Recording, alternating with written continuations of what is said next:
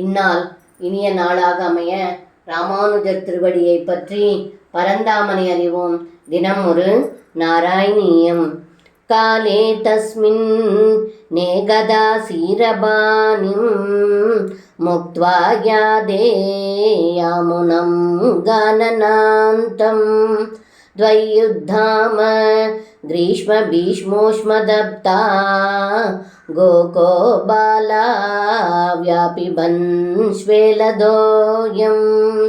இந்த பாடலுக்கு அர்த்தம்: ஏ குருவாயூரப்பா, ஒரு சமயம் அண்ணன் பலராமன் இல்லாமல் தனியாக யமுனை ஆற்றங்கரையின் அருகில் உள்ள வனத்திற்கு சென்றீர்கள்.